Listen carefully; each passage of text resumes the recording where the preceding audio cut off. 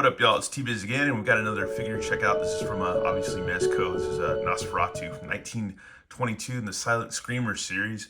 I've been meaning to pick this figure up for a while. I first watched Nosferatu not too long ago. I've known about him forever, but never really watched him because I know friends like Vampire and El Tenda have really always, been big vampire fans, and you got your, old school like Bela Lugosi and stuff, and it was Christopher Lee, played Dracula and amongst other people, And yeah, man, I decided to check it out, but we'll just do a real quick synopsis, I guess. Nosferatu, a symphony of horror, German, is a 1922 silent German expressionist horror film directed by F.W. Murnau and starring Max Schreck as Count Orlok, a vampire who preys on the wife of his estate agent and brings the plague to their town. So yeah, this is really cool, man. There's also, what else? Nosferatu was produced by Prana Film and is an unauthorized and unofficial adaptation of Bram Stoker's 1987 novel Dracula.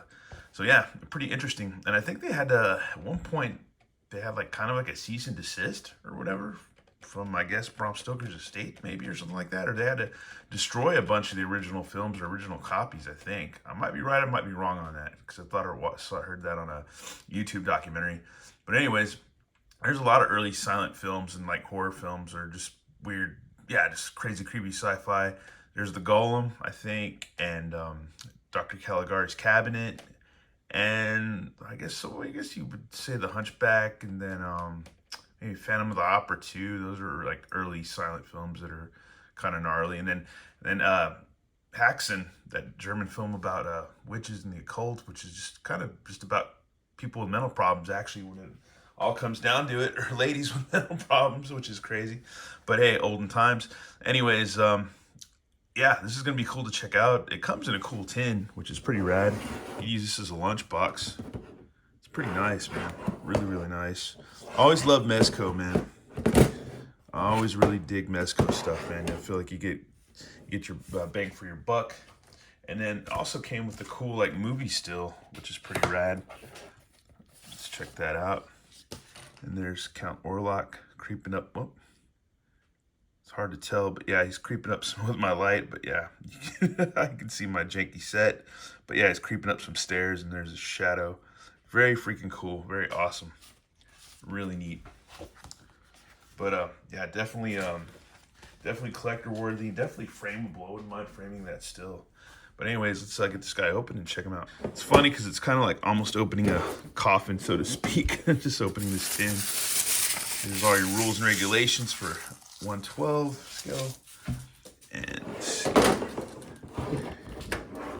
And here's our figure, man. Folks, I'm not gonna lie, this set is creepy as hell. The Count Orlok looks awesome. And it's cool that he comes with the casket, which is really rad. And here's the door to the casket, or the cover. It's awesome. Done really well, man. The wood grain and all that is really cool. Paint's really cool. Just really awesome, man.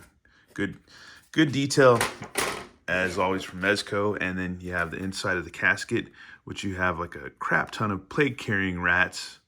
And it's cool that you can kind of see through the bottom a little bit of the casket, because as it would be, put together kind of janky and stuff, old school style, you probably would see some light crack through the casket, which is rad. And yeah, look closer. That's pretty gnarly. And I don't know, rats creep me out. They really do. That's so freaking creepy. And then you get a handful of a bunch of little rats, more rats for your rat collection, which is hilarious. And this takes me back to high school when we had a biology class to dissect some rats. And this girl that I was partnered up with, this cute girl named Kelly, she was had no problem dissecting the rat.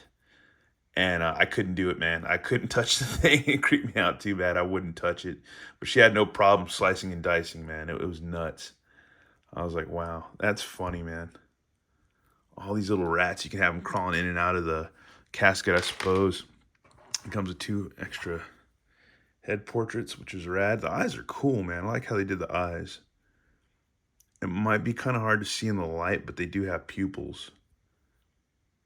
It's pretty freaking rad. It's better to see it like off camera than on. Yeah, actually, if I get it closer, you can see it right there.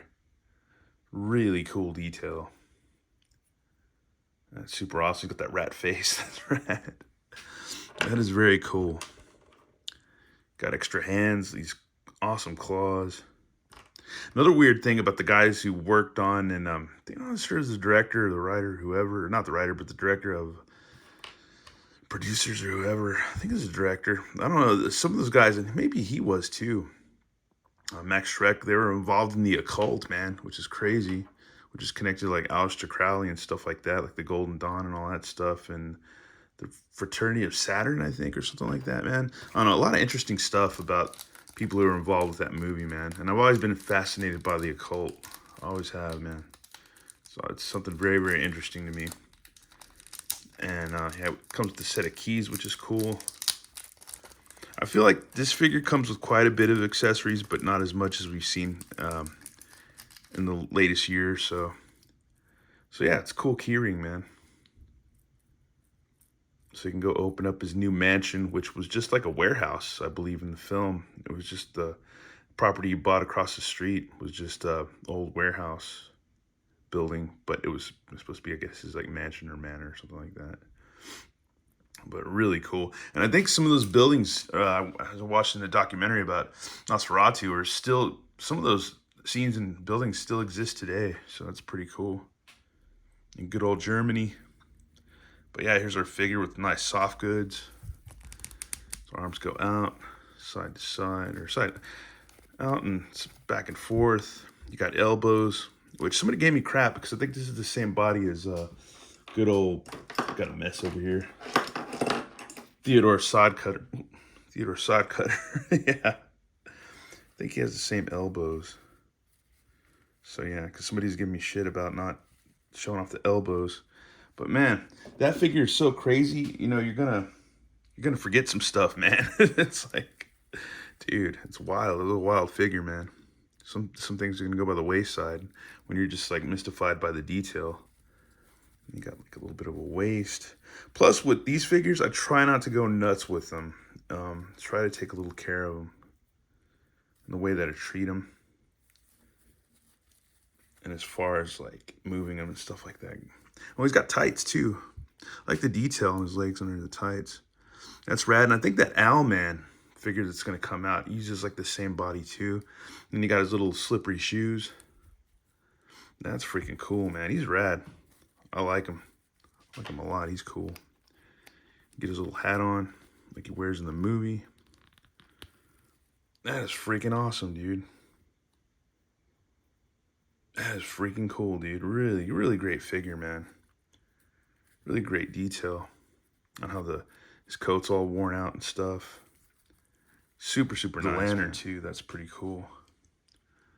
But why would he have a lantern if he's not supposed to? I don't know.